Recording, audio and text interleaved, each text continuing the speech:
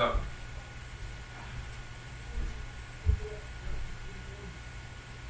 I'm probably going to stay up late so that I can,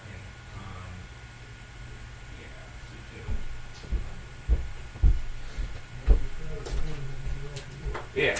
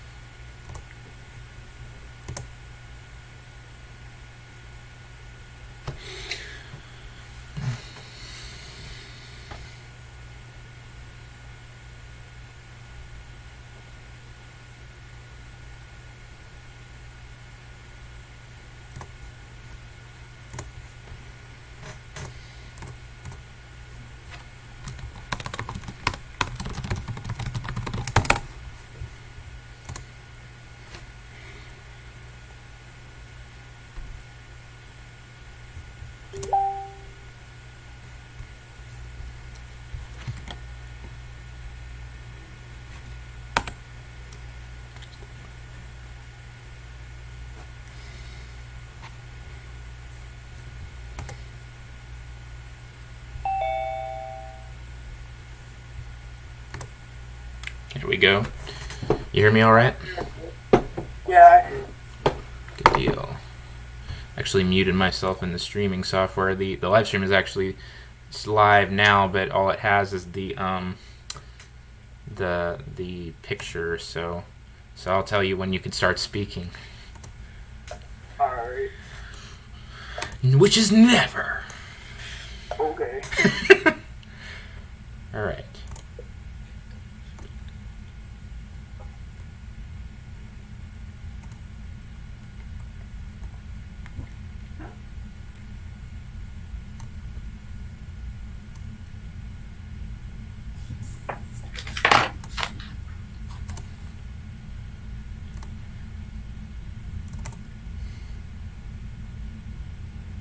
Amen. Doxa Patrikeo, Keio Pneumati, Genin Kei, Keistos Eonos ton Eonon, Amen.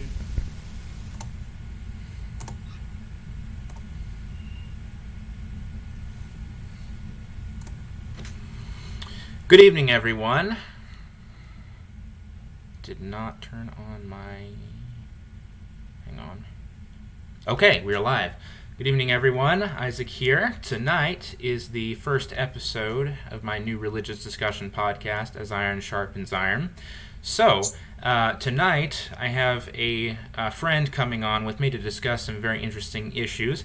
He is a former Protestant youth pastor who left the ministry to become an Orthodox Christian.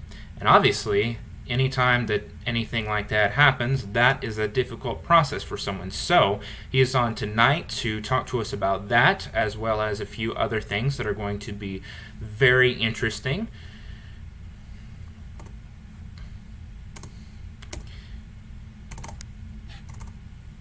I have with me Lance Conley. How are you doing tonight? I'm pretty good. How are you? Doing good. Can't complain at all.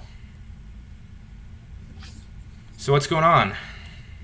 Oh, I'm just here for the podcast. Texas treating you all right? Yeah, it's doing pretty good. Good deal, man.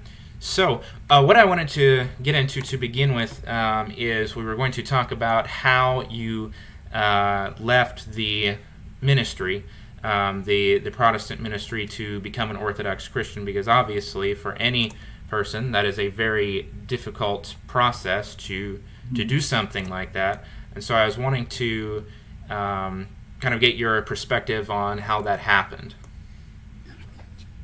Well,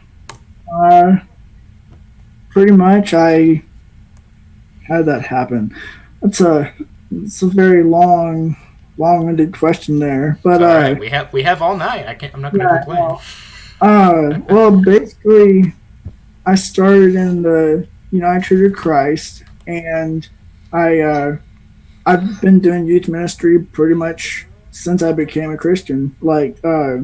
I started doing youth ministry when a youth pastor challenged me to read the Bible, so I did it. I started to get into his youth ministry, and so he kind of helped me get into youth ministry, and then I eventually just kept doing it and did it throughout my years in college. And when I transferred to my other college, I started a youth ministry there, and I did that for about a year. But while I was doing that, I just started to get led by the Lord to look at Orthodoxy and Catholicism, because I went through a bit of a faith crisis in college. So I started to really rethink everything that I thought I knew.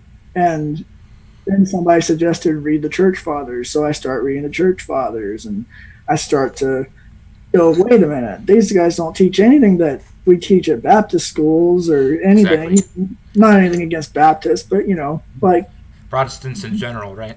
Yeah, I mean, but everything started to get bigger and bigger, where I was like, man, things aren't adding up. If I want to follow the true Christian faith, it seems like I need to follow the faith that people like Irenaeus and this Polycarp guy and this Ignatius guy, whoever these guys are. I need to maybe follow what they teach, because, man, they seem to have known the apostles, and they're not teaching anything that somebody else teaches. So I was like, man, I kind of think I need to rethink my whole life here. So I did, and it's a big wake-up call, right?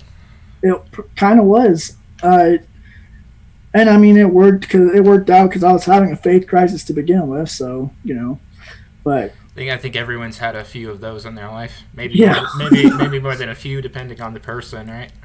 Yeah, no kidding. I remember there was a youth in one of my youth groups that was like, "Oh my gosh, Lance, I'm having such a faith crisis." I'm like, "Oh, I've had some of those too." They're like, "You had a faith crisis?" I'm like, "Yeah, man." Yeah, I recently saw a podcast with the Jewish conservative political commentator Dennis Prager on it, and he said that I do not know a religious person that hasn't had doubts. So that's definitely the case. But at one point, when you were in your ministry, you were actually an extremely zealous Calvinist, right? Oh, I actually still have. I got rid of most of my Calvinist literature, but I don't blame you.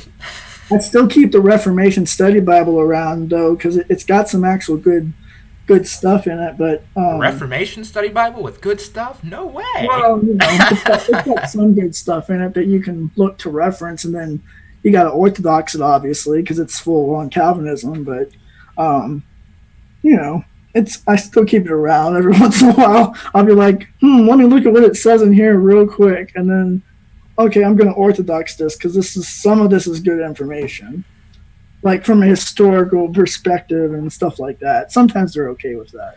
Yeah, for sure. I'm just being facetious, though.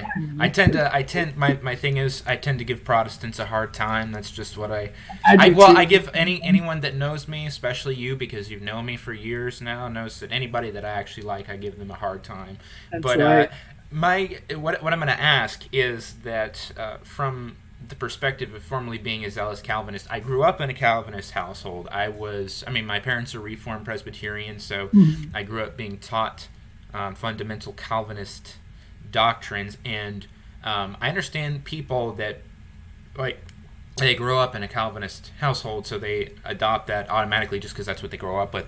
But for me, the idea of, as someone who grew up in it, the idea of that someone that's not in it choosing to become part of it is almost difficult for me to fathom, because when I look at Calvinism and I look at some of the moral implications of the predestination theology, predestining people to eternal suffering before they've ever existed to do anything wrong, then I find it very difficult that someone would convert to that and adopt that. But when you think about the fact that people convert to radical Islam and go join ISIS and start terrorism in the Middle East, it's not that hard to believe. But simultaneously, from my perspective, or what I want to find out is from your perspective, how that ever happened in the first place.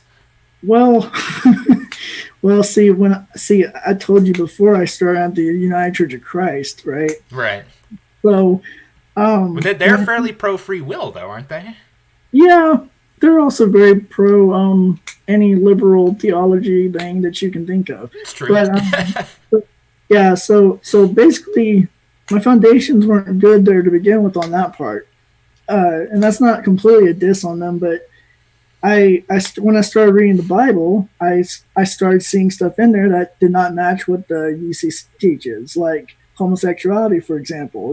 Right. I'm over here, this maybe 16-year-old, like going, "Oh yeah, it's not a sin. It's not a sin in the Bible whatsoever, right?" The Bible doesn't say anything about. Wait. Yes, it does. I'm like, it's perfectly acceptable, right? And then I read the Bible and I'm like, what is this? Why is Paul saying this? I don't understand. So I asked the pastors and they're like, well, we don't believe in all of the Bible. I was like, but we're Christians, right? They're like, yes. I was like, so why don't we believe all of the Bible? Exactly. And then, and so I almost was like, okay, maybe the atheists have a point here. But that was my only Christian reference point at the time.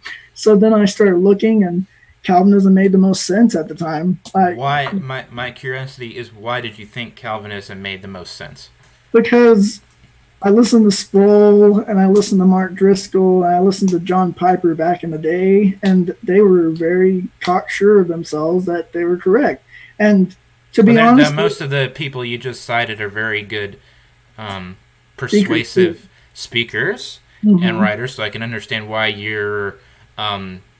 why people would be, I don't, maybe deceived. I was going to say deceived. Maybe that's a harsh word, but they're not trying to lie to people, so it's not really deception. But they're very persuasive. They're very capable of going out there and explaining things in a way that will get people to listen to them and join with their theology. So, were there any particular arguments that convinced you?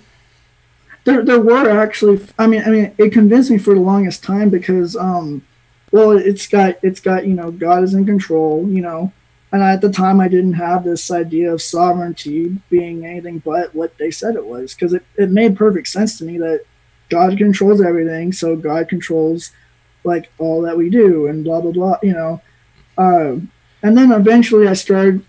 Because I really got started with John Piper and Mark Driscoll, really. So they're kind of like Calvinistic. They're not full on Calvinists. So then I start reading Sproul because I wanted to get better. Better like into Calvinism, because I knew I was a Calvinist. So I was like, I'm gonna devote more time into this. So I read that. I read John Calvin. I read Theodore Beza. I think that's his name.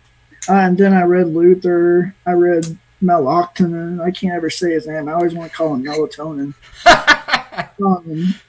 I even did as a Calvinist. I wanted to call him Melatonin. I'd always joke. Melatonin said this.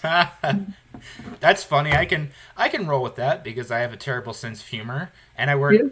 That's a medication in pill form, and I work in the medical field, so I can definitely appreciate that. So what I'd like to find out is, did you ever question, when you became a super zealous Calvinist, did you ever question the moral implications of Calvinism? I did, and this is why. When I was reading John Calvin, I can't quote you the exact quote or whatever, but John Calvin, at a certain point in his Institutes, basically gets the topic of how is God good if he's imposing on free will. Well, basically Calvin says there is no free will. that God does everything, and it's what God's doing. If you sin, God does it, right? Yeah. God calls you to sin. God's making you sin and then sending you to hell for making you sin. Yeah, like he admits to it in the Institutes at this one point, but he does lawyer speak to try to make it sound like he doesn't. But I'm like, I for whatever reason, when I read it, I saw through the lawyer speak, and I was like, okay. And then like after that, I started to rethink it a little bit, but then what really got me was when I was a youth pastor, this one girl had this experience, and well, a very bad sexual experience with somebody that she did not want to have that with. Right. And so she asked me, why would God do this to me?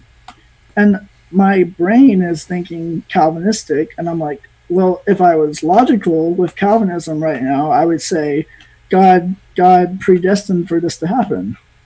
But that would make you a jerk. So. Oh yes, and I obviously did not say that to this youth. But I would imagine that her asking that question probably made you do a double take and think about the moral implications of Calvinism. So it sounds like that her asking you that question is one of the things that puts you on the path to eventually rejecting that. It really did, because I'm thinking to myself like, theology is supposed to match life, and John Piper even says that, right? Mark Driscoll says that. Sproul would say that. Right. If theology doesn't live up to life, then it's a stupid theology. So yeah. I was like, crap. It's a stupid theology.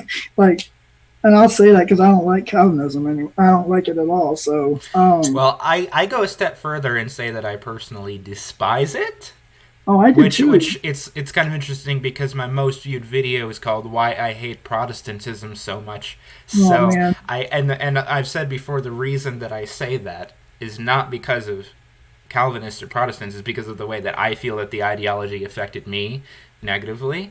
That's why I despise it. So, and my line of thought is that, like I said as I was introducing you before, it's got to be difficult to leave the ministry for the faith that you think is correct, because that's happened to a lot of people, that they go to theology school or whatever, they get degrees in theology, and they go into the ministry, and then they find themselves, their beliefs or their persuasion changes, and so sort of their job, the thing that they've turned their career into, kind of crumbles underneath them. And that is regardless of what type of minister you are and what denomination or what persuasion. Anytime that you change persuasions and you're in the ministry, that could be a big problem for you.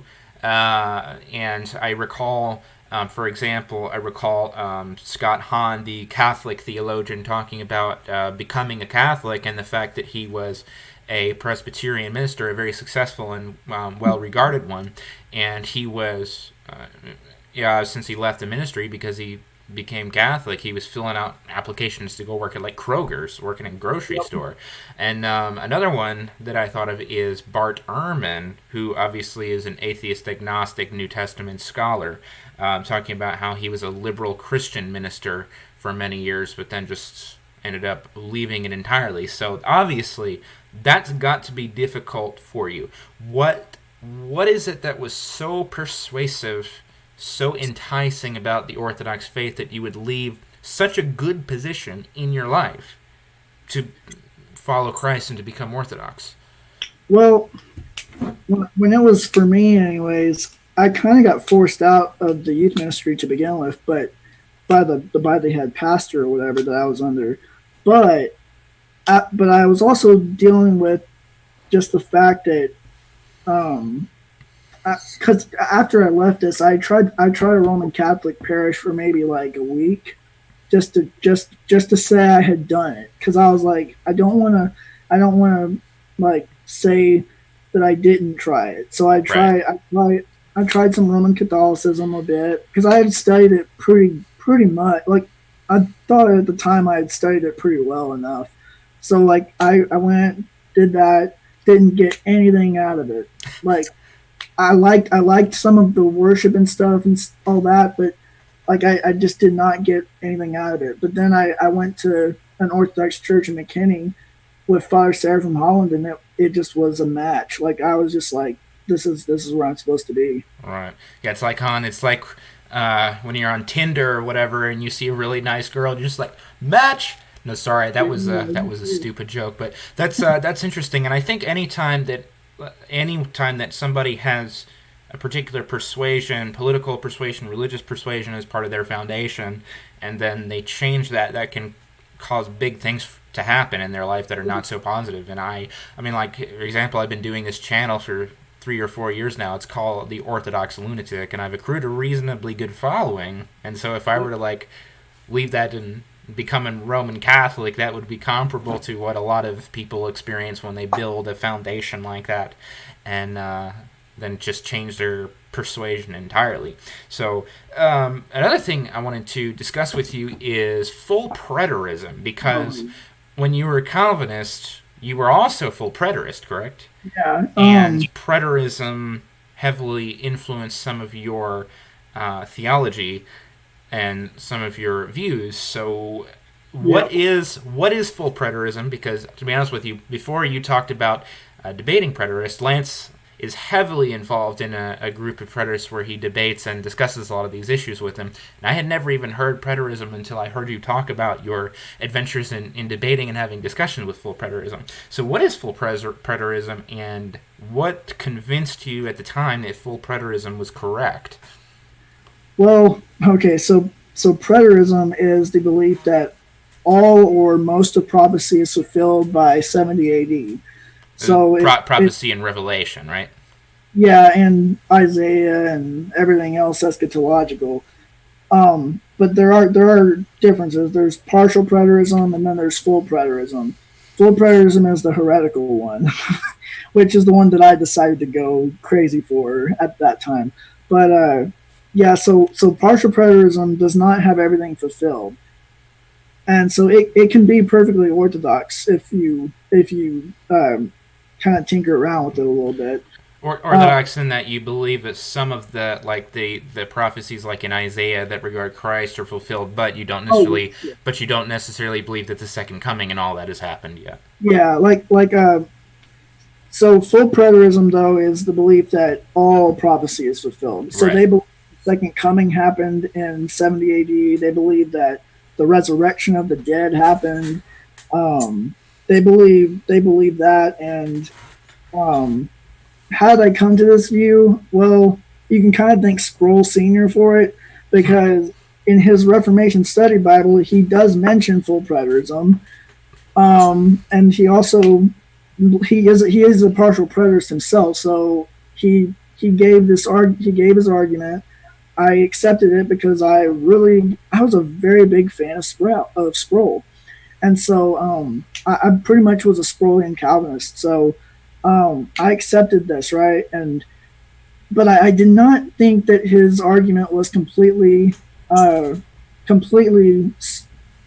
for partial preterism in Matthew 24, in Matthew 25, you have like a chasm there in the belief or whatever, right. And so the partial preterist goes, okay, so right here is where it cuts off, and it's future.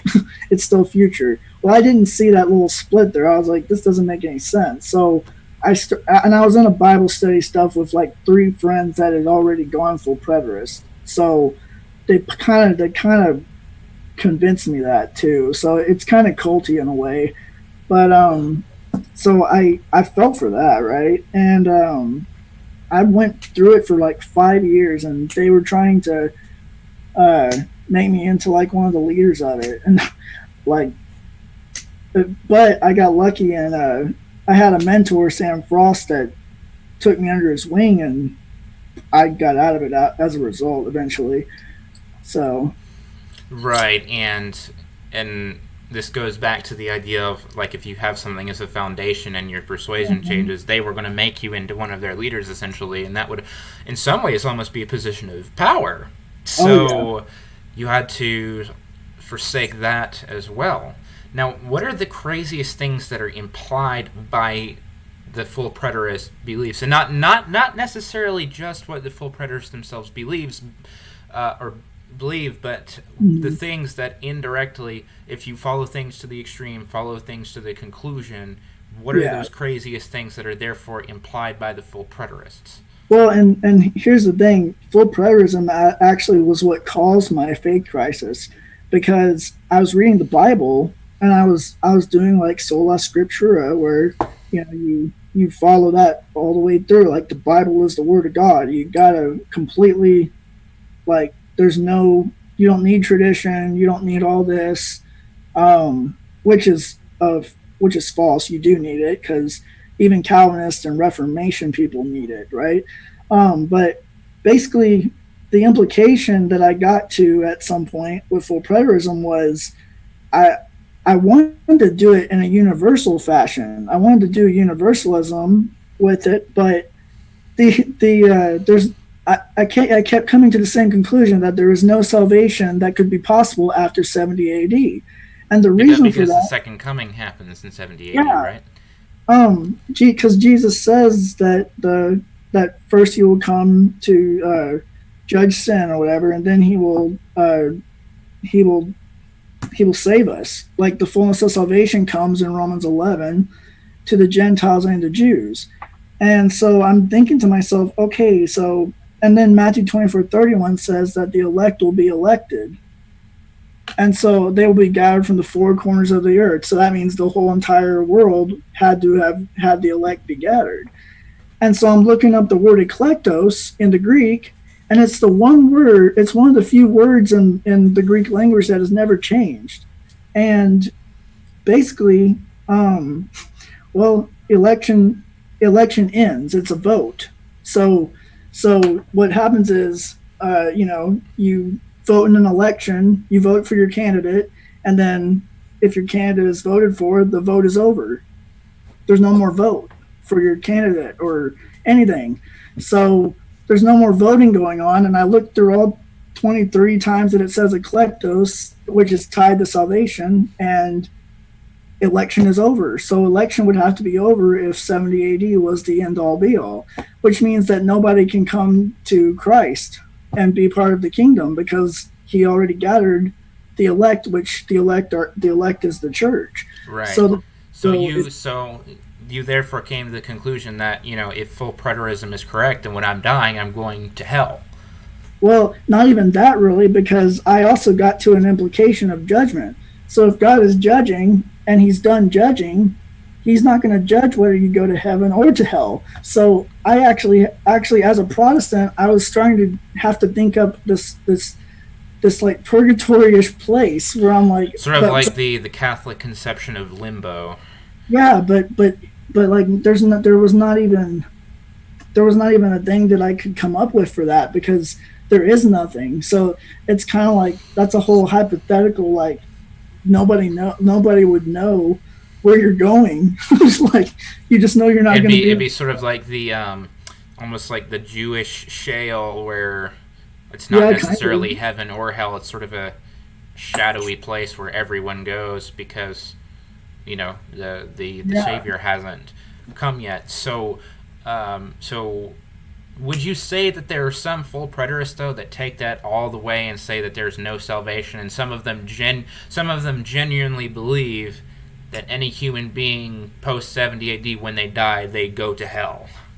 There are some. There's actually a movement now that's grown, because I kind of stopped looking at it for the longest time, but I looked into it a little bit, like later on, like maybe 2 years ago, and I noticed that there's deals, they're called Israel only, and they like have grown like exponentially, and I'm like, oh my gosh, what's going on?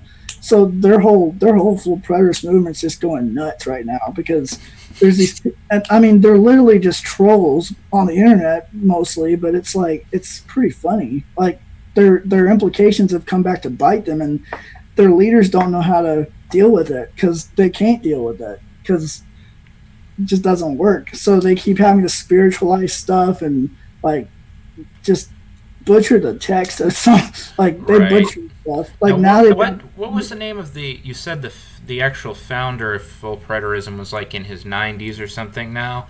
his name is Max King. The first one documented was Robert Townsley in the 1800s, but he recants. He was a Unitarian, and he recants the position actually, and then like 100 years later, it's Max King going, "I believe in this." Right. And so the full preterists know that they've created a monster. Yeah. They know that, and now they're struggling to deal with that. Yeah, it's Victor Frankenstein can't contain the monster, you know. Precisely. So how do what would you say other than what you've already said? Would you say there are any other major problems with full preterism?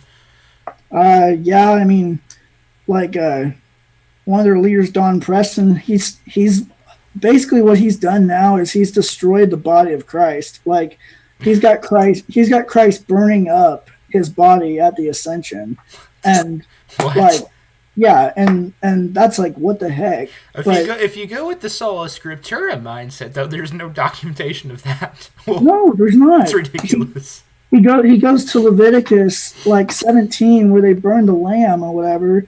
But here's the thing: when you actually look at that Jewish thing or whatever, I was reading Michael Heiser about it because he's like a big Jewish guy on that thing. But he was like, they don't even take off they don't even destroy the skin. They use the skin for another thing later in this thing. So I'm like, whoa! So they don't even this is a prefigurement of the Eucharist, actually, because they take the lamb up there, they shed it of its skin, they preserve the skin for a later thing, and then they take part of the lamb and feed it to everybody, which is the Eucharist. And I'm like, so they're not the only reason they burned it up was to eat it, because it would be raw lamb, and that wouldn't be good to eat. So it's like a parallel. Jesus burned up in order to have the.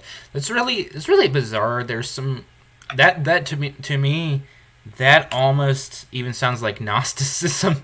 It is Gnosticism, to be honest. There's a lot of that like that.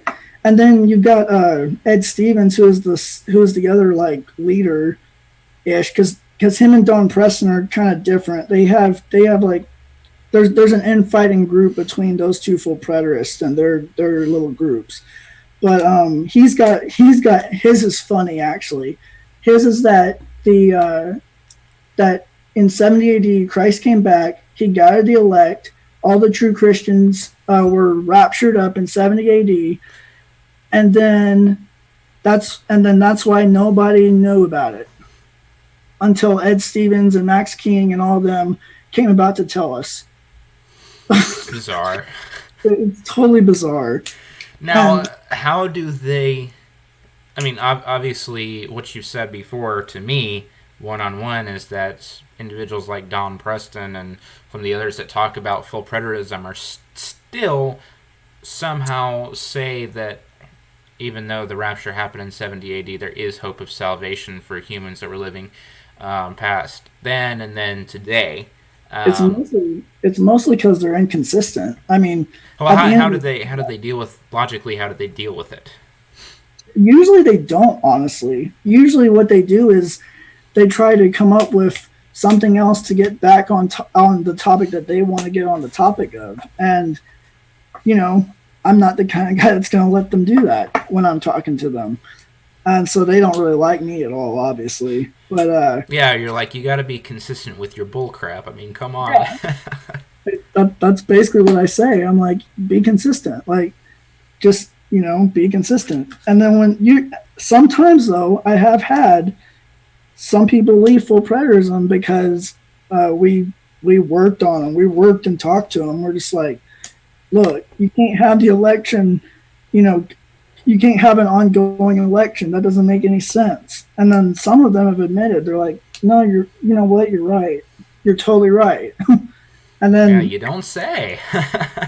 but then it gets funny because a lot of them have said like, wow, Lance, you're so evil, you're so bad, And then when they deconvert and they leave full preterism, suddenly I'm an angel. They're like, man, I'm so sorry I said all that stuff to you. I'm like, no problem. You know, I'm like, cool, man. It's all good. Yeah, you're just. I mean, you have to forgive them. Be rational. Be rational with them. So. I mean, they're in a cult, so why not? You know. Exactly. Well, that's my line of thought. So they honestly, like, so if you bring some of the things to their attention, a lot of them just don't even deal with it. They just try to sweep it under the rug almost. Yeah, like if you get on the topic of the resurrection, a lot, and this is actually something that a lot of people do already. Like most of the people in mainstream Christianity believe that when you die, you're just going straight to heaven. Like they don't even think about the resurrection of the dead. Like most of the time, they don't even think about that. But like for most of the full preterists, that's what they think. They're thinking like Tom and Jerry, where Tom gets hit by a car and goes up to heaven, and that's it. Right. Now, I was going to say for the viewers of the podcast, I do see that there are some comments asking various questions. We'll get to those later after we already discussed what we're discussing here. I just wanted to interject that in here. So, do you have any particular tips on debating full preterists, like how you would strategically attack some of the ideas? Well, if you're put into a debate with one of them, I would focus on the resurrection of Christ, his being fully God and fully man. I would go on that all the time. And then I would go about the resurrection of the flesh with 1 Corinthians 15 and Romans 8:30. No, not 31. 8:21, and I would definitely go into Matthew 24:31 because a lot of them will try to say that that's a localized election, which is impossible because it says the four corners of the earth. So that doesn't work at all. So yeah, it's a logical contradiction. It's like when the Protestants try to say that, like when it says you must be born of water and the Spirit, water, obviously referring to baptism, they say it is referring to the fluid in the amniotic sac, and I'm just like, but that's like everyone is conceived that way. That's like saying, you in order to be saved, your parents had to have had sexual relations in order to conceive you, or that you had to have been carried by a woman, or that you have to have human DNA or something like that. That's like you could pick anything of that nature. But that's sort of a just sort of a little comparison that I'm making. So in the end, what did full preterism teach you? What did you, especially after you became Orthodox and you rejected that entirely, what did it teach you? What did you get out of it? I got the importance of the incarnation. Like I really got the importance of the incarnation and the resurrection. So like all this time I had to spiritualize all this stuff, and I had to spiritualize the resurrection that's supposed to come. And so I really got just how important Christ, like Athanasius really speaks to me because he's just like flat out the incarnate. He hammers it home about the incarnation and the resurrection, and we kind of I don't know, like we probably kind of miss that in today's society where it's like we probably don't think about it like we should, like but like God became a man so that he could save us.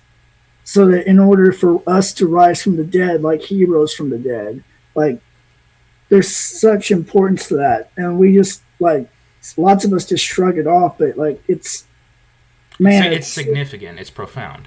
Yeah, it's profound. It's super important. Like God did this in order to change the universe. Like he's going to change the universe one day. That's amazing. But like, it's already been changed, but it will be changed even more so in the future. Yeah. But what is it? What is about the incarnation, though? Because you brought that up after I asked, what did full preterism teach you? Why is the incarnation so important to a correct understanding of Christianity that conflicts with the full preterist ideas? Well, because because what they do is they spiritualize the resurrection. So they say it was only a spiritual thing. It wasn't a physical event that actually happened. Yeah, they don't have the dead physically rising from their graves, right?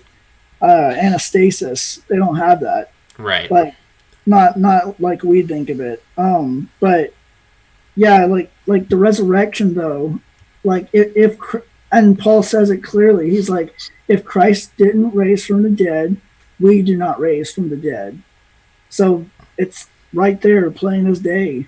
Like, and people just try to make it into something it's not. Like, right. So it's interesting because it sounds like some of those ideas, if they spiritualize the events of the incarnation and the resurrection, they try to make it allegorical, then it really undermines how important the event is. Because if if the Christian worldview is true in Christ, God literally became man, so that I think was it like Athanasius said, God became man so that man may become God, which is more commonly translated so that man may become like God, that the image of God that is within us as living icons is restored. That's really significant. That's really important if that's true. It also taught me like, and especially now that I'm Orthodox, I see the importance of this. But like, to have firm biblical foundations and have like, I found the importance of tradition, like tradition and history, like the full preterist and many Protestant circles too. They just dismiss it. They just completely like, no, we don't need history or tradition or whatever. We just need the Bible, And then it's like, but where'd you even get the Bible? Like, the full preterists can't give you a canon because the books in the New Testament are sacred tradition. Yeah. The concept of the Trinity and the two natures of Christ that were defined in the First and Second Ecumenical Council are from sacred tradition. Those ideas are not specifically stated in the Bible because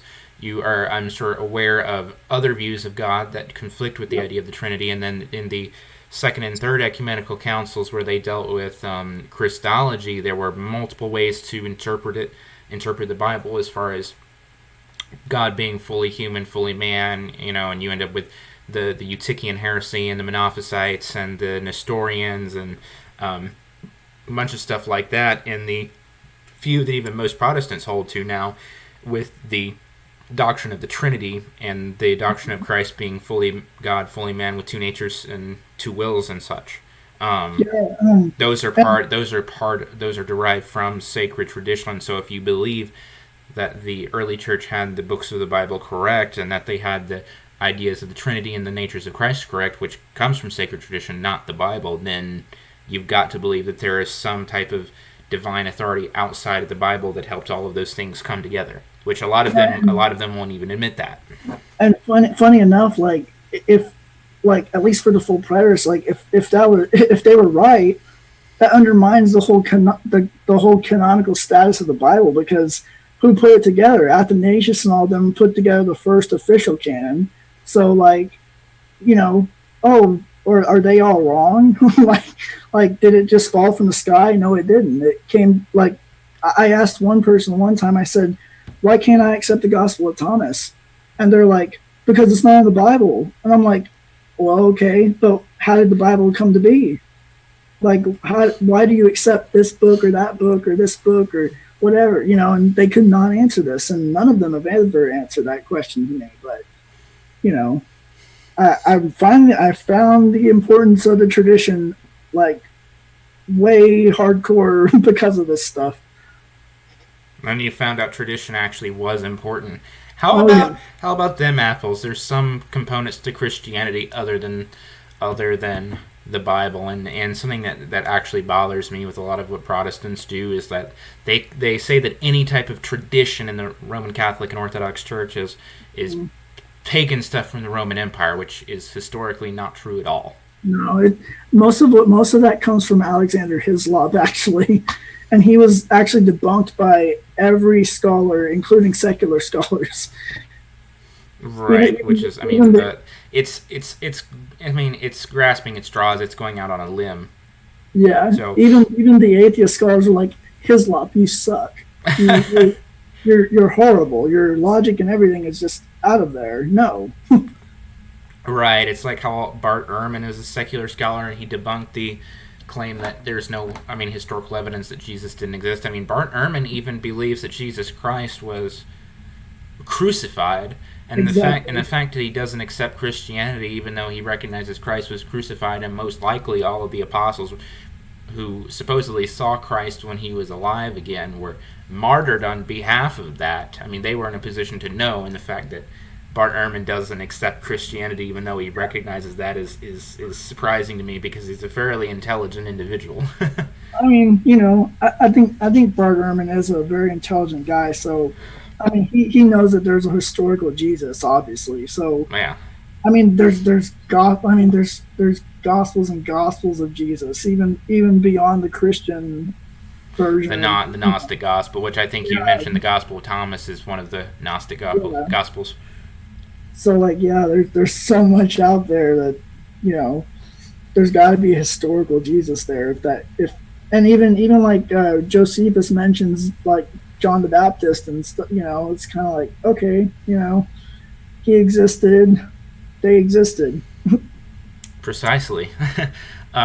So one of the other topics we're talking about is ministering to the youth, ministering to potentially secular youth and then Orthodox youth. And obviously, youth now is really different from youth like 60 years ago, because when you look at, especially, obviously I'm in South Carolina, you're in Texas, and I know some of the cultural ideas can be different from state to state, but at least in South Carolina, most people that are of previous generations from myself, I'm extremely young. I turned 22 next month, but people that are part of older generations, generally speaking, they accepted the faith that their parents, passed down to them.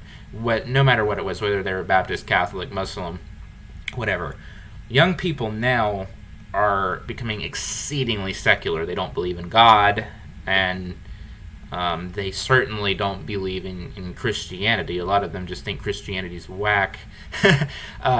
So my line of thought is, if we're talking secular youth, and how do we even get secular youth to accept the idea of God to begin with?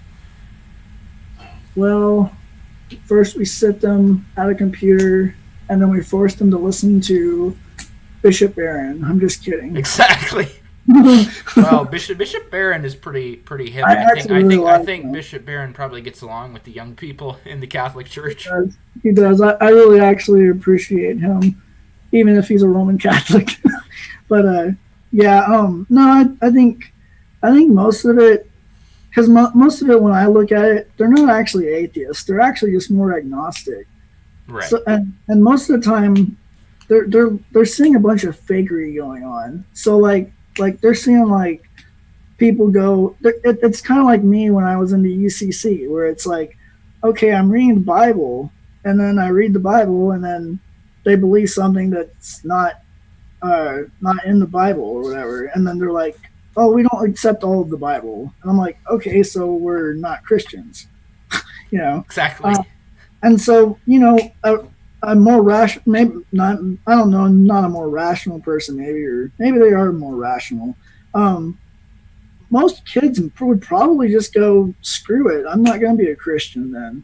If these grown-ups are just lying their butts off about what Christianity is, that happens sometimes. But I think what I'm trying to get at without this rant, I'm trying to get at is, like, by our lives, I think first off is how we're going to convert the youth to Orthodoxy and just Christianity in general. Like, they're going to know us by our love for God and for people.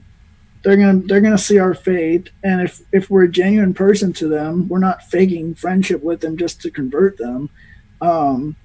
Like they might convert just because you're genuine. Like, you invite them to church, they see your kindness is genuine. Yeah, like you like if they're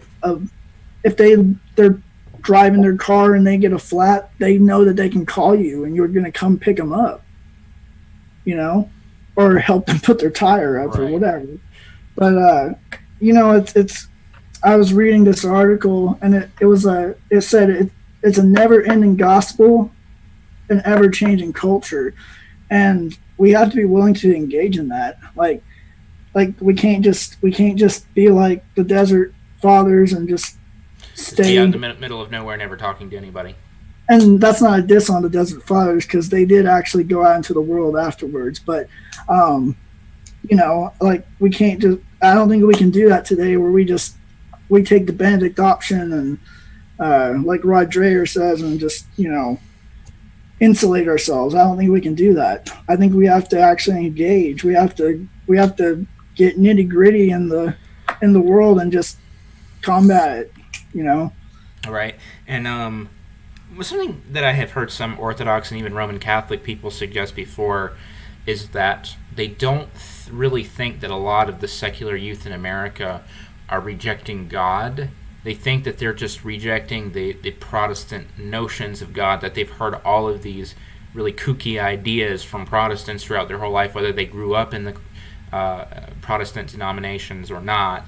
But they just continually, they hear about that. They hear the anti-science mantra that's peddled by a lot of the Protestants, and then they look at organizations like the Westboro Baptist Church, and they're like, well, if this is their conception of God, then that's ridiculous, and I don't want that. And the idea of throwing someone into a torture chamber for eternity for finite transgressions, I think that the Orthodox conception of God loving all human beings unconditionally, wanting all people to be unified with Him, not wanting people to suffer, not hating people, and not throwing people into a torture chamber, but rather that obviously the Orthodox conception of hell is that hell is God's love for people who do not want it. So the same light of God that enlightens the believers appears as a consuming fire to the unbeliever.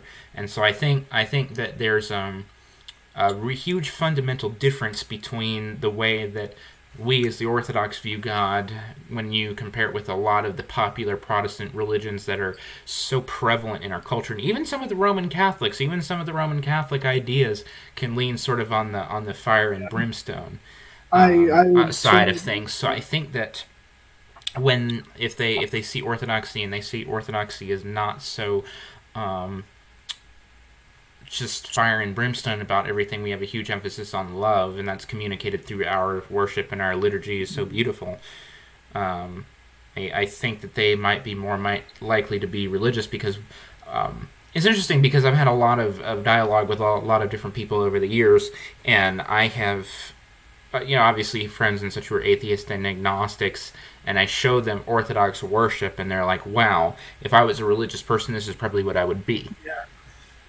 Yeah, like and I, because I don't know, people might think this too, like, when I say tackle the culture, I don't think we have to compromise our faith either by that, like, I think actually quite the contrary. Like, if the culture is like, oh, we need to abort all the babies, like, we need to be the guys that are like, no, let's not do that, Exactly.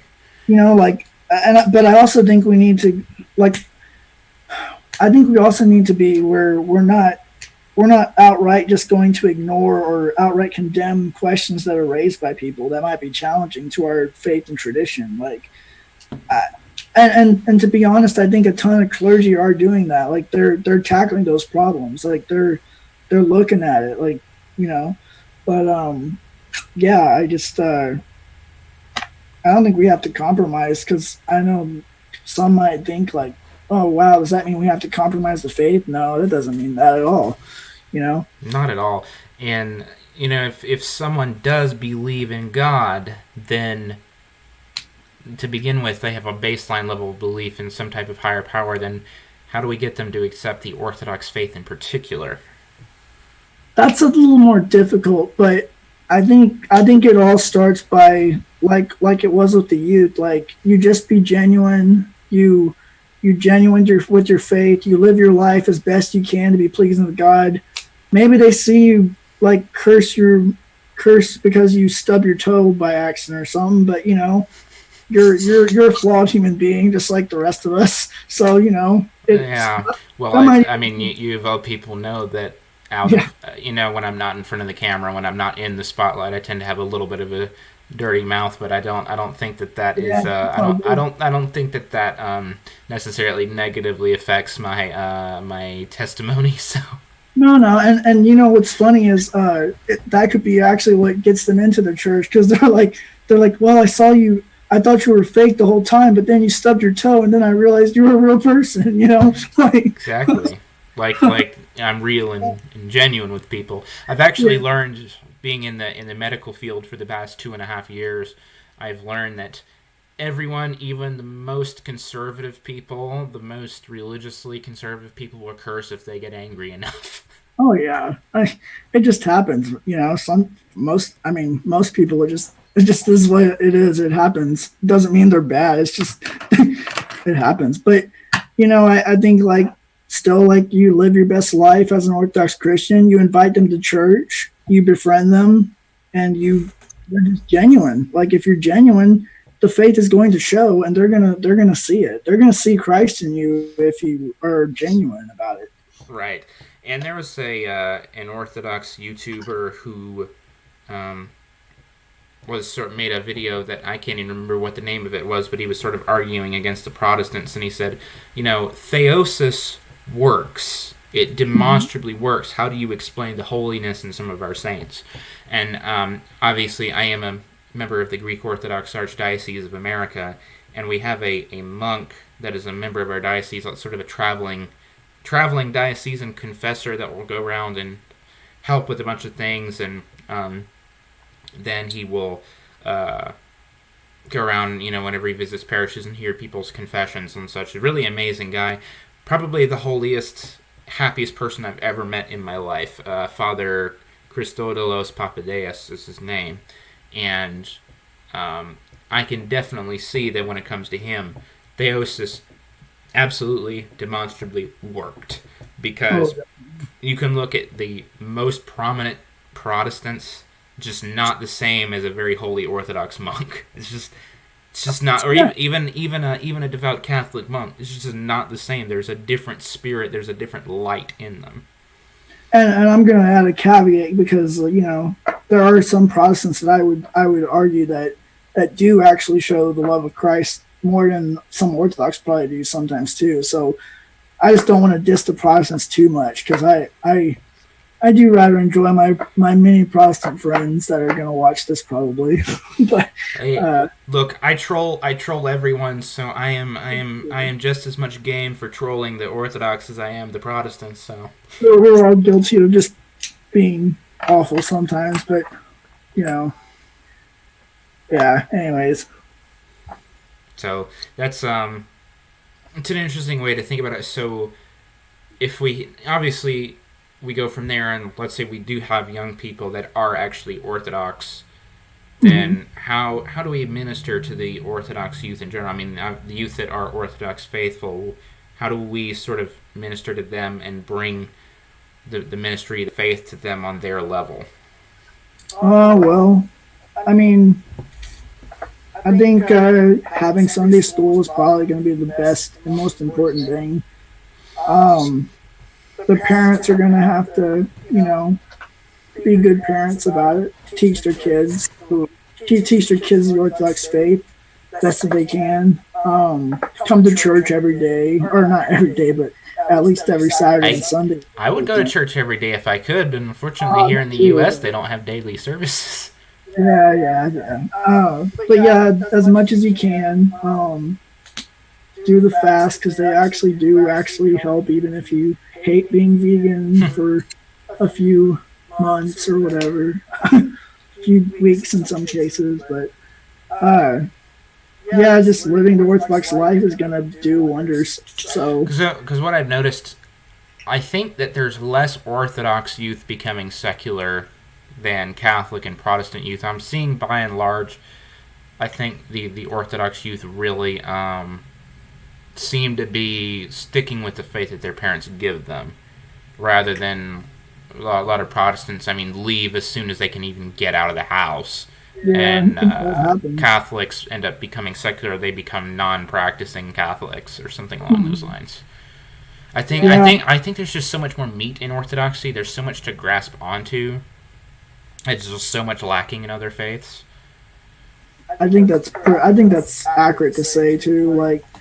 I don't know, like when it comes to stuff like science, I don't really know that Orthodoxy should really go too deep into that, just because it's not like science is always changing, so we can't just always be definitive about it, you know. So it's like, yeah, I had someone that sent me a video. I believe I sent it to you as well. That was talking about that people need to stop saying what the Orthodox position is on something when there's not actually an Orthodox position on something. Like it's not really an Orthodox position on like science and evolution. Like no one cares if you believe God created the earth in 6 days and all the species in 6 days, or if he created them over whatever billions, millions of years, and the Big Bang started the universe. Nobody really cares what you believe in that regard. What matters if God created it or not.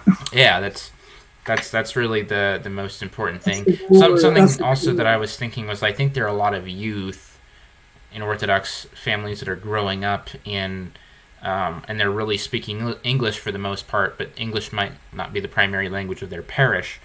So I feel sometimes they might get turned off to that and a lot of what was going on with that. And so I think that has happened in the Catholic Church a lot, where you've had people that back in the day when they used to pretty much only have Latin masses and do everything in Latin, people were annoyed by that. A lot of people were. The Orthodox Church has always had the language of the people, or should always have it, but sometimes you have those communities where the language being used in the liturgy is not necessarily the language that a lot of the youth are familiar with. Now, the reason any Greek parish that I've been to in the U.S., and especially the cathedral that I'm a member of, we have both English and Greek used in the liturgy, and there's always missals and bulletins and stuff where you can follow along if you don't know the particular stuff that's in Greek. And I find that to be very useful. So another big issue that obviously we want to bring to light here when we talk about ministering to the youth, we really have to talk about LGBT issues, because I don't necessarily think that in the past there were less LGBT people. I think there was less people that were willing to talk about it because it was such a thing that was condemned in society. I mean, even in the U.S., even like back in like 2005, 2006, 2009, or whatever, as recently as that, most people were not going to be open about it, just because of the fact that they feel like they were going to be condemned by other people, even if they're not participating in those lifestyles. They were not going to be open about it because they didn't want to be condemned by people. They didn't want to be shot in the streets, or they didn't want to be outcasted by their family. So I think that one point that we need to make here is that the Orthodox Church has socially conservative views on gender and sexuality. So you can't. There is not acceptance for homosexual activity in the Orthodox Church. I mean, you're not going to be banned from the services, but you're not going to be admitted to the sacraments. Exactly.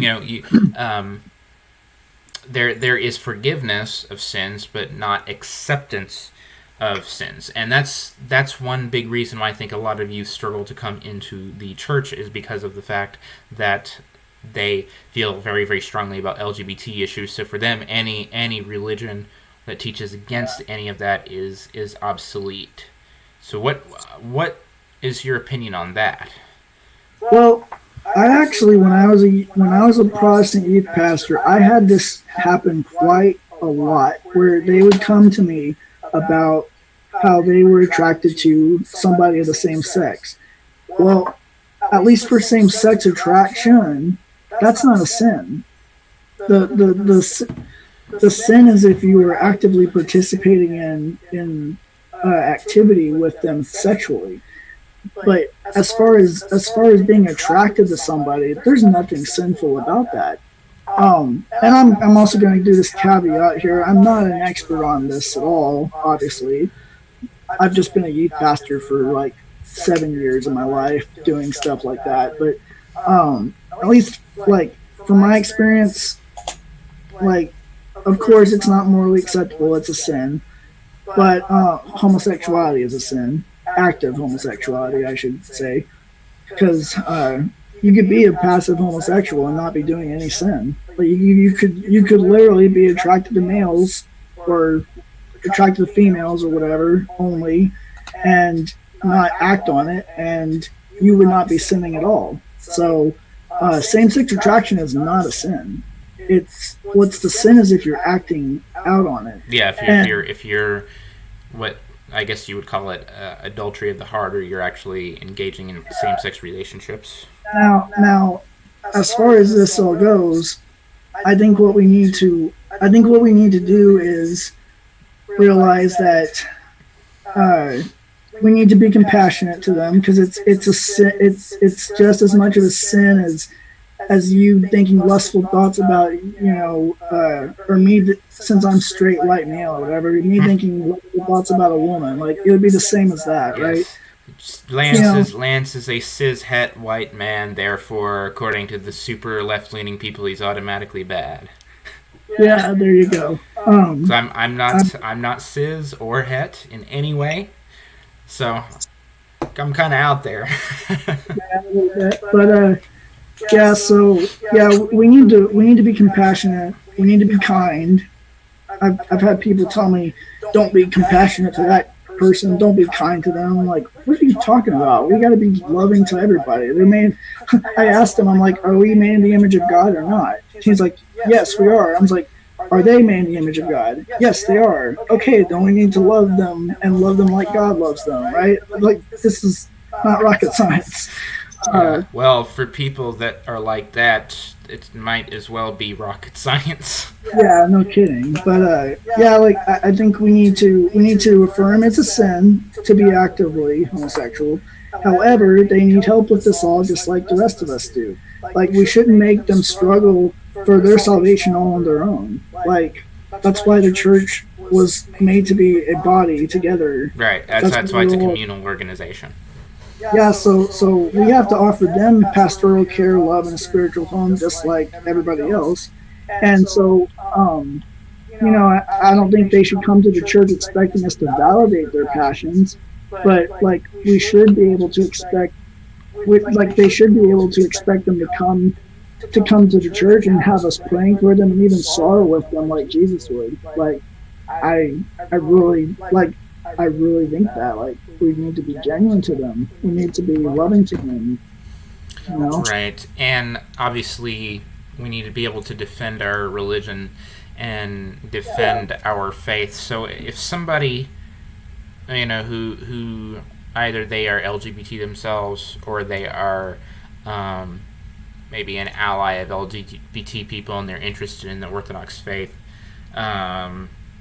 they're going to ask questions about that. They're going to struggle with that doctrine. So if someone's like, what's the big deal about homosexuality? You're not hurting anyone. What should we say to that? Well, I would say that actually we are hurting somebody. We would be hurting God. Like, not in the sense that we're actually hurting him, like beating him or anything. But right. God does not like sin. God does and it is a sin. We believe it is a sin, and that's the way that our people, the Christians, or the Orthodox Christians, think. So, it is what it is with that. It might not be the easiest thing to accept. That, that's how we think. That's how, and it's not, that part's not going to change. Like, we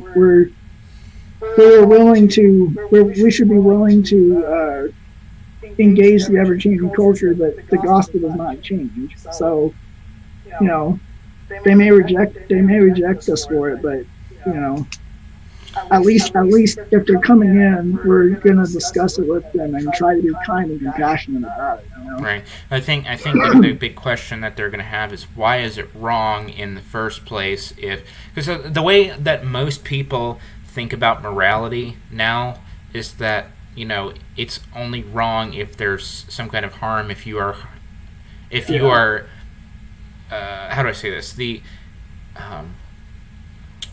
with their set of morals, the only thing that is really that most people object to is intentional malevolence and a desire to harm other people. In their mind, if it's like, well, if homosexuality is not malevolent, we're not trying to do any harm, we're just trying to have normal relationships just like everyone else.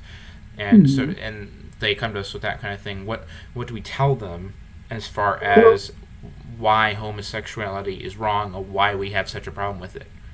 Well, it's just like any other sin. It damages our soul. I mean, it damages our spirit and soul. Like, it darkens our nous. Is that what I'm trying to say? It darkens us. Like anything that's a sin by God's standards is going to darken us. It's gonna make us harder to come to theosis. It's gonna make it so much harder to come to Christ if we're just engaging in sin all the time. So that's kind of where I would try to get the conversation going towards if I was going to talk to somebody about it like that. Just because, you know, I don't want to. I'm not trying to compromise the gospel just to get this person to come in. You know, like right.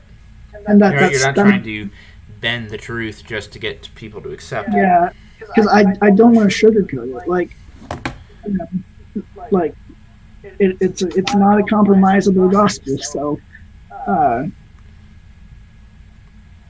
like I'll be kind to anybody, but I can't compromise the gospel. So, right, and the thing is that I've heard from a lot of atheists with their morality, they're like, well, if God forbade homosexuality, that will just make him a jerk, and I wouldn't want to follow him, because they're, especially a lot of the ones that are on the sort of LGBT spectrum, they're like, well, God is forbidding me a relationship that, you know, for me just to have a normal relationship like everyone else, so why the heck would I follow somebody like that? Well, I kind of think of it like that.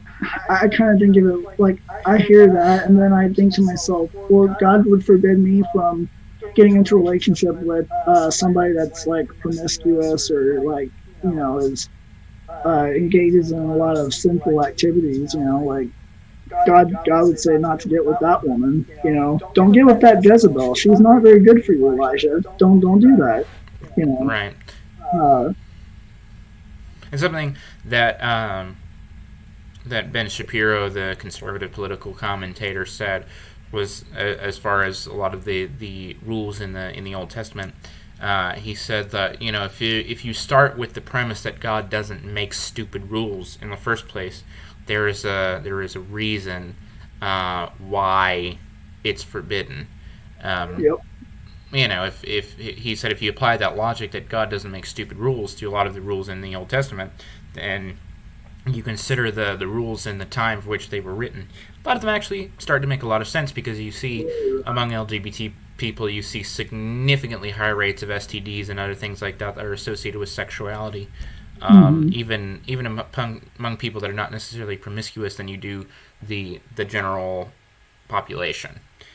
So I think that's one thing that people should mention, and I do find it difficult because obviously I am bisexual and I experience gender dysphoria. I don't really call myself trans because some people do.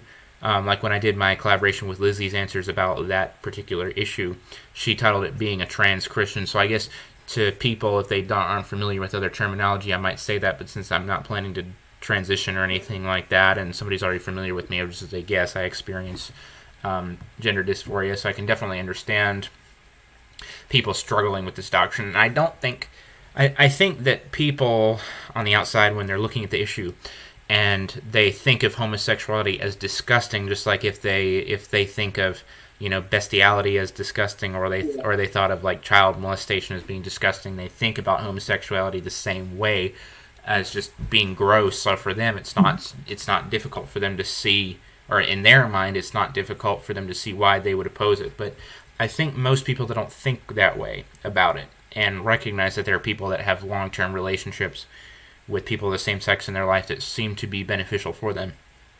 I think most people struggle with that. something very interesting that I mentioned Dennis Prager earlier.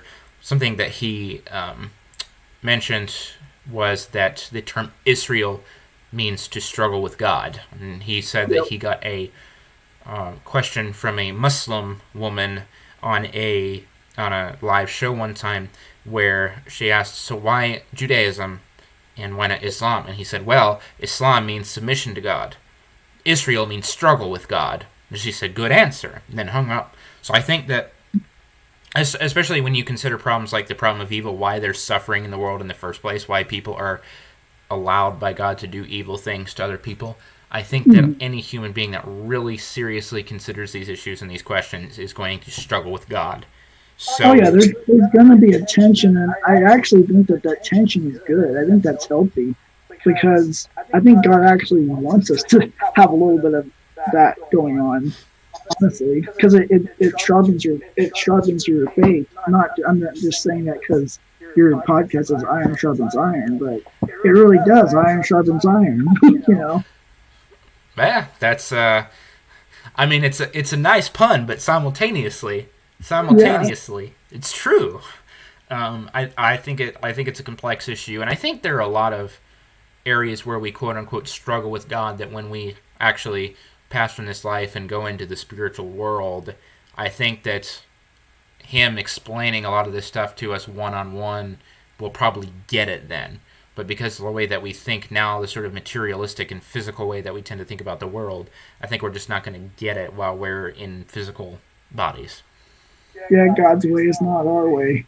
And we will get our physical bodies back, just so you know. I heard you say something. Yes, I know, Lance. That should go without saying. I'm not a heretic that He's not. I promise I'm not a heretic that believes that we die and then there's no physical body like that. I put him under ecclesial trial. He succeeded. He was fine. Yeah. When was this trial? I don't recall this. You forgot about it. It's all good. I had amnesia and forgot about being in an ecclesiastical trial in front of you and a bunch of bishops and that's right. Stuff. I was your lawyer. It's all good. Yeah. See. I wasn't openly saying heresy, but Lance was correcting me to make sure that I didn't say something that accidentally sounded like heresy. But my line of thought is, we die but we won't get our physical bodies back until the resurrection, or not the resurrection, but the second coming, where our bodies will be resurrected. But until then, we won't have physical bodies. So that part is technically correct. He's right. He's correct. I'm correct. I'm not wrong. Or I can say it like Trump would say, wrong. Wrong. Precisely. So now, obviously, when you think about LGBT issues, L, G, and B is something really different from T, because gender dysphoria is a very complex issue, and ever since I have started this channel, I have met Orthodox Christians that have received some type of economy and to go through some kind of transition. And honestly, it's a really complicated issue, because I know some people who were like more along the lines of they would be intersex, and other people that have a definitive medical issue, some type of medical issue, hormones, genetics, something along those lines. They have an issue with their sex medically, where the anguish that they experience from gender dysphoria is so strong that there is absolutely no way that person can live any type of life with any type of quality without transitioning. They're just going to be completely miserable people if they don't do that. Yeah, and I obviously think that needs to be case by case, obviously, for every one of them. But that is a very tough issue. Right. I obviously, since I have firsthand experience with that, since I was a child, then that's not, I see how difficult of an issue it is. And people ask how I am nowadays, and some days are better than others. I try to get lost in my work, and my YouTube channel is monetized, so I consider this work, as well as when I actually work at the hospital. But I try to get lost in my work and studies and just lots of other things that I do to deal with it, because some days are easier than others. There's some days where it's very challenging to deal And with. sometimes you just decide to come talk to me because you're like, oh man, I need to talk to you about this. And I go, It's true. all right, let me hear you, sir. It's true. Lance is my personal therapist. You're fired, by the way. Ah, man, I always lose this job. You weren't getting paid anyway, so now you just have one less obligation.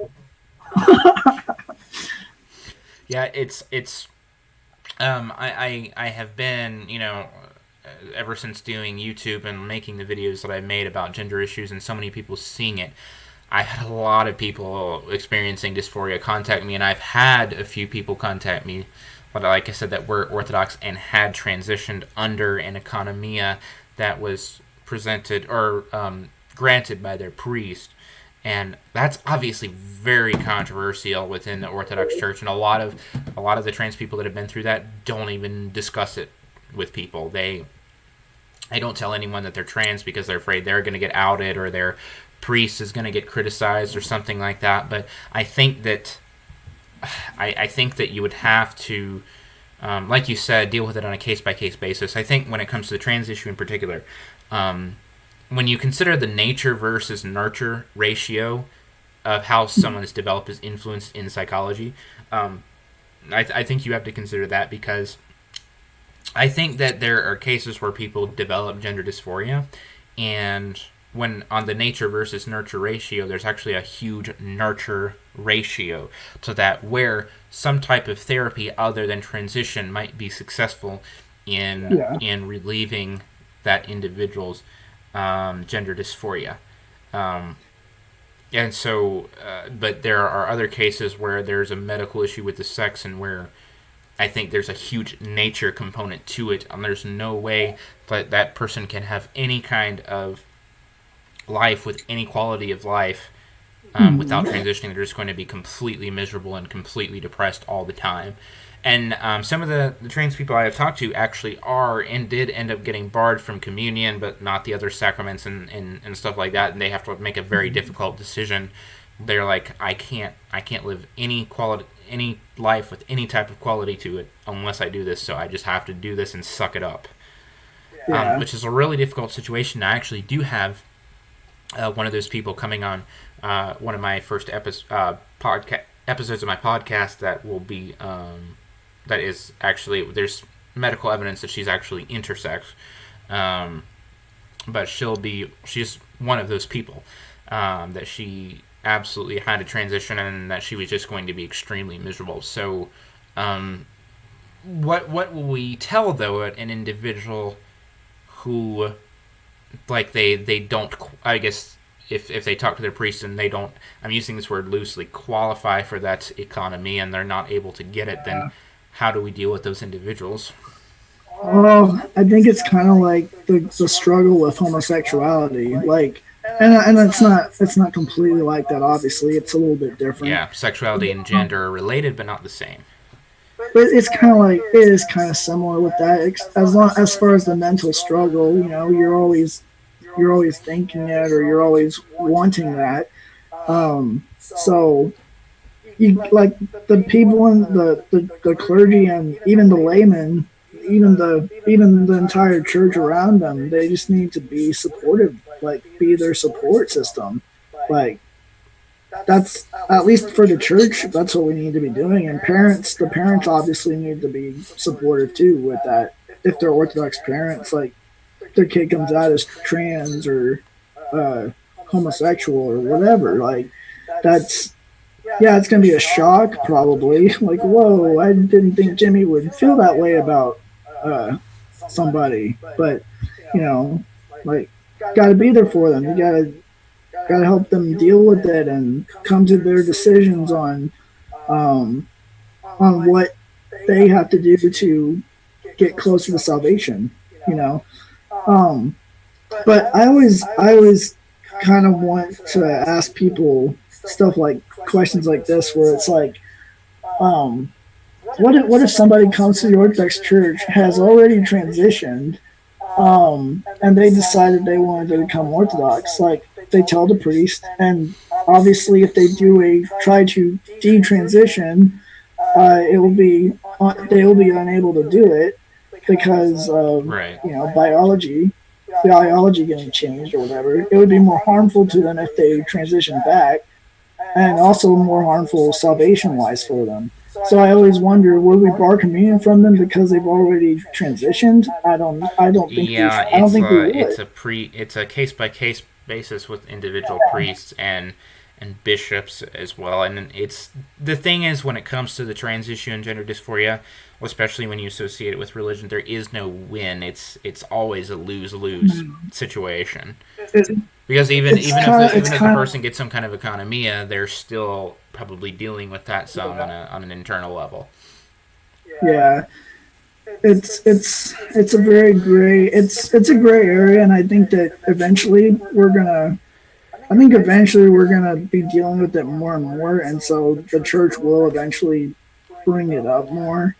But I agree, because as our society has grown to be more accepting of LGBT people, a lot more people are willing to be honest about their feelings with gender dysphoria. I think they'll probably be saying similar stuff to us though, like as far as that goes. It'll like I kind of feel like that's gonna be the way kind of the cookie crumbles, I guess, so to speak. But Right, and something I decided in my particular case is that I wouldn't be happy even if I got an economy and went through the transition, because I mean, obviously, most of the people watching this have only seen me on camera, and they don't actually know how I look in real life, because I'm a pretty tall guy. I'm 6'2", and my voice is very deep. I've got it's like low baritone voice, huge Adam's apple, really wide shoulders, and, you know, jawline. I would never, even if I got, the hormone surgery, got vocal surgery, and there'd be some stuff that I just couldn't mask, and so I don't think that I would be happy either way. So I've just kind of had to make peace with the fact that I'm never going to be happy about the physical body that I have, and I don't want to commit suicide or end my life early or anything like that, but I have accepted that at the end of my life, I'm not going to resist death because of the fact that, I will finally be free from this body that has up to this point caused me so much suffering and difficulty.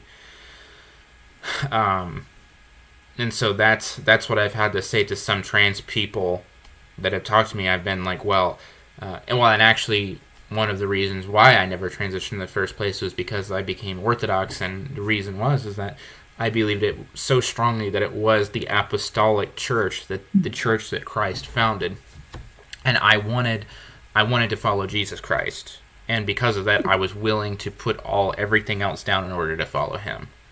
And that's how we should all be going for it. Like, the struggle is real, but that's what it is. Gotta carry our cross. Right, but what gives me peace about some of the situation, though, is that I do know that my suffering will come to an end.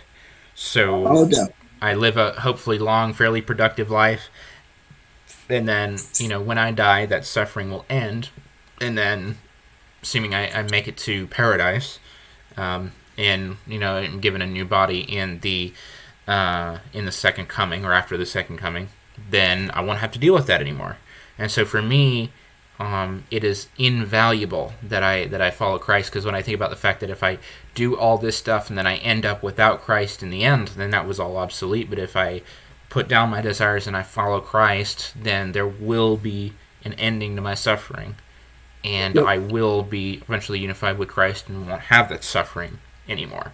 I think that's what I've had to say to some trans people is like, look, if you really believe Orthodoxy is the true faith and you really want to follow Christ, then all of that will become secondary, even though it's challenging, even though it's difficult. Like I said, for me, I have some days where it is very challenging, where it is very, very painful, because here's why gender dysphoria is different from most types of self-loathing, is that most types of self-loathing despises who you are or the way that you are.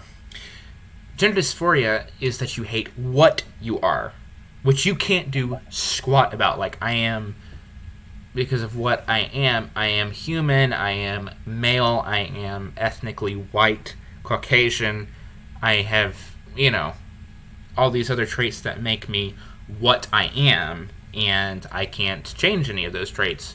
And so that's why gender dysphoria is so different, because of the fact that when it comes to who you are, the way that you are, a lot of that can be changed with reasonable amounts of effort. But when it comes to the issue of gender dysphoria, you can't do squat about what you are. I have accepted the fact and come to terms with the fact that there is not a thing that I can do about what I am. I am just going to have to deal with that.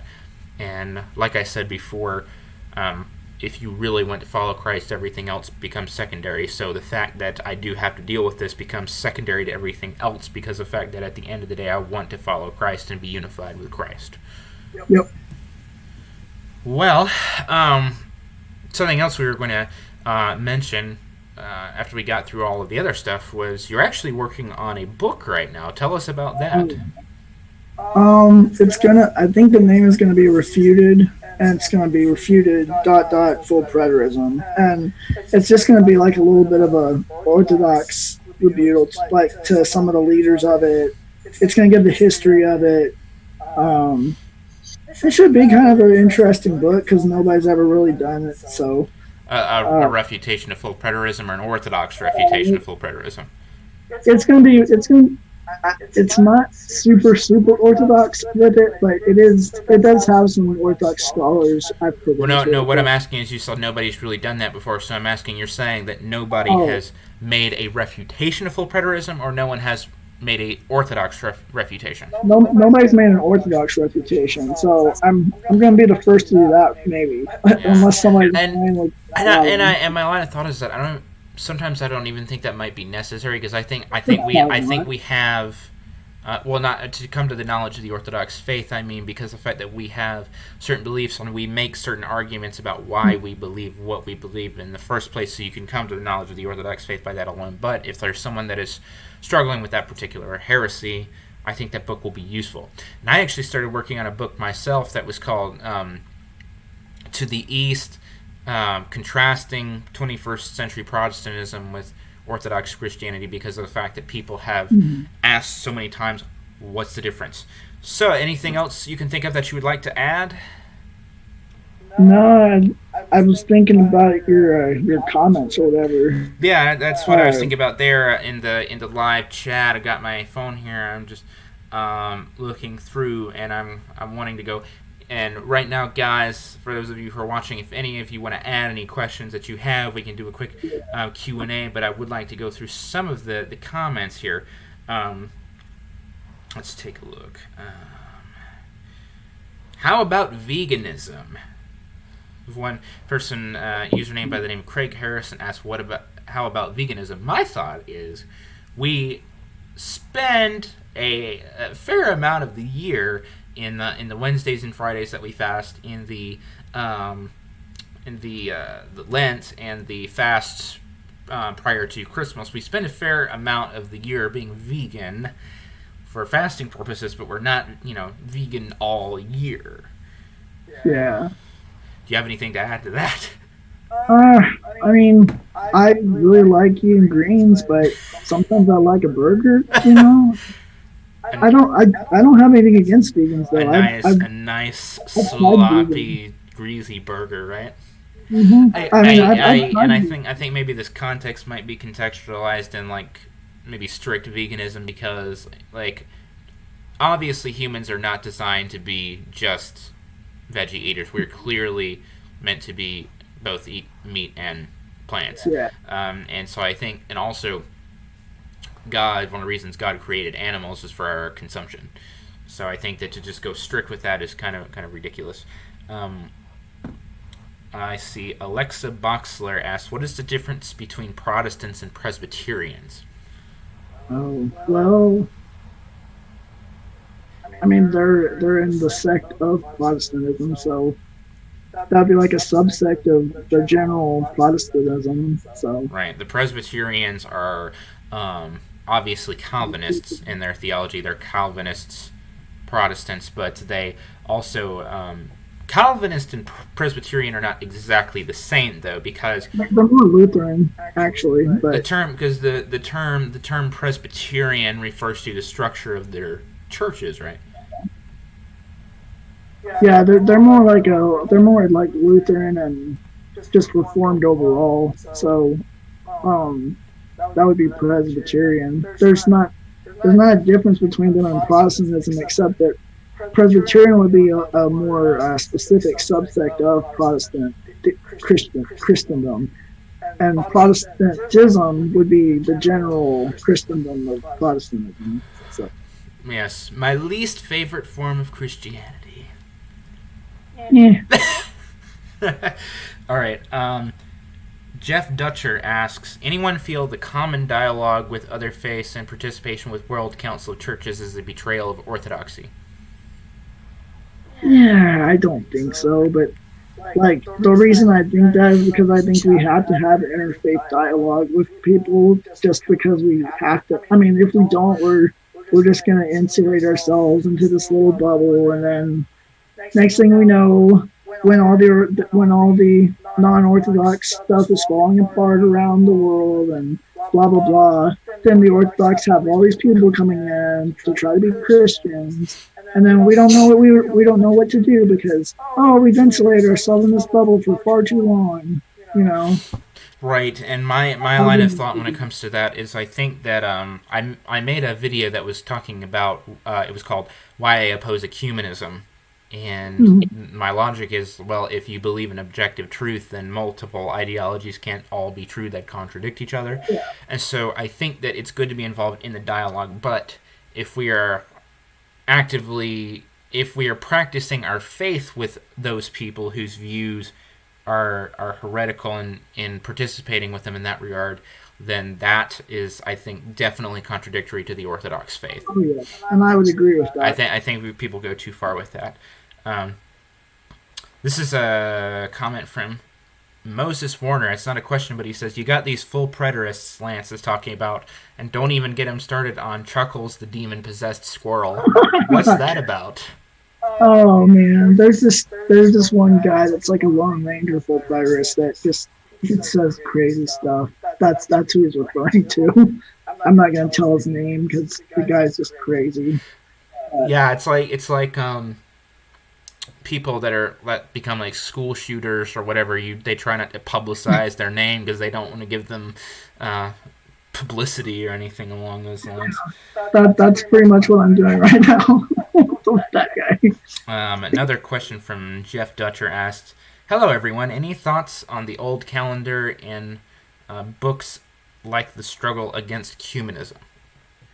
I don't know. I don't have any thoughts on that really. I follow the old calendar because I'm Russian Orthodox, but yeah. And I follow the new calendar because I'm heretical Greek Orthodox. Just kidding.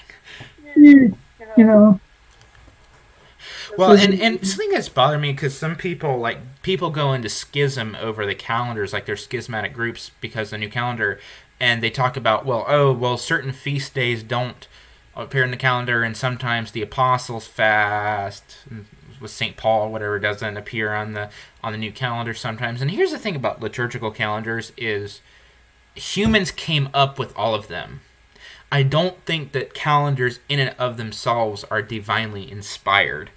I don't think you have to celebrate every single event relevant to our faith on the calendar, on the liturgical calendar.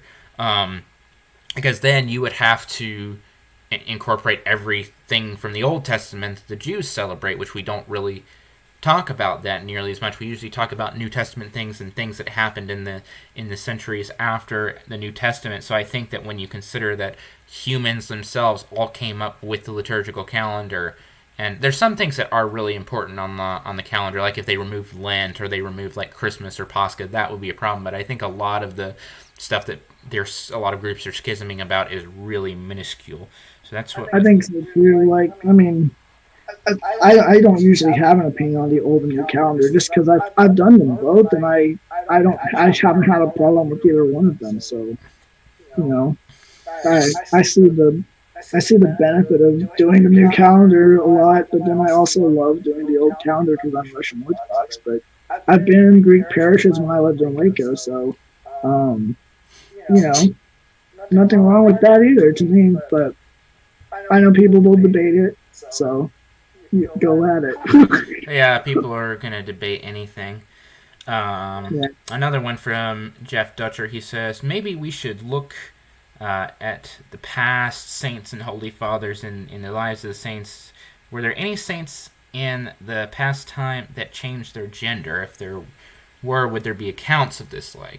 And something interesting that my godmother brought to my attention is she said that, and I haven't even looked this up to begin with, but she said that there were nuns in the centuries after the church. There were nuns that pretended to be monks, and that she thinks that maybe some of that could have had to do with gender dysphoria. But I haven't really researched that at all. I need to. There is a saint called, I think it's Nun Isidora, and I think she dressed up as a monk so that she could live a holy life or whatever, because she wasn't going to be able to do it otherwise. So she hid as a monk until her death day or whatever. Then they realized she was a woman.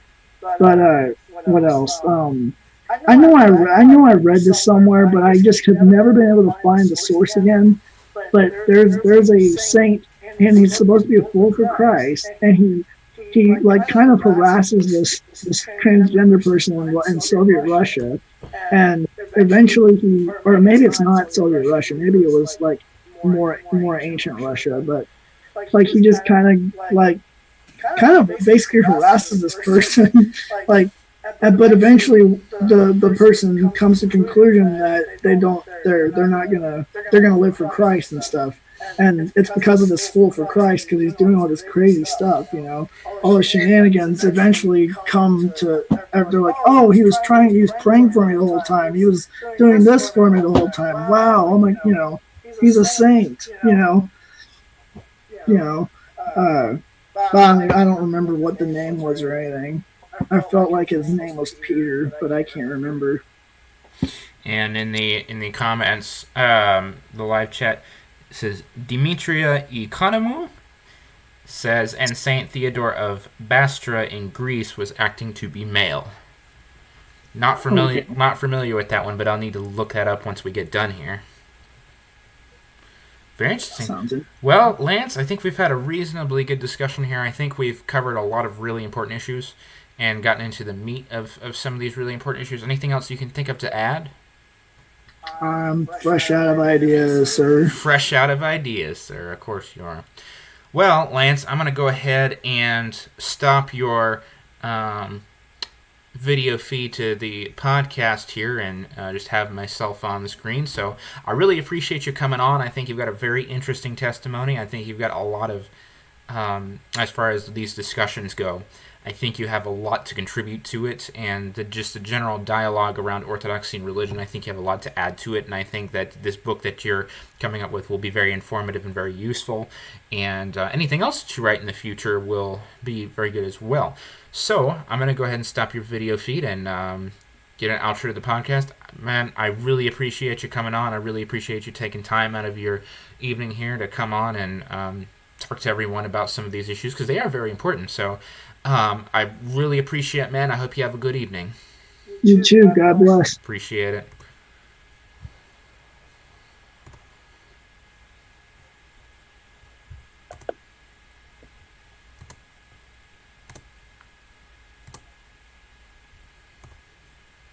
All right, so that's the end of that. I appreciate everyone coming on tonight. I've had a really, really good time, and I have a number of other people that are going to be coming on to the podcast in the future to talk about some really important issues. I think I have a really good lineup of different people to come on the podcast, and so I'm really excited for that. This is only the second live stream I've ever done, so I had a little bit of technical issues at the beginning, but just getting kinks worked out. So I appreciate all of you that came in to watch this, and those of you who watched the stream post-emptively. So I really appreciate, like I said, everyone coming on to watch. I hope this was informative. I hope this was good.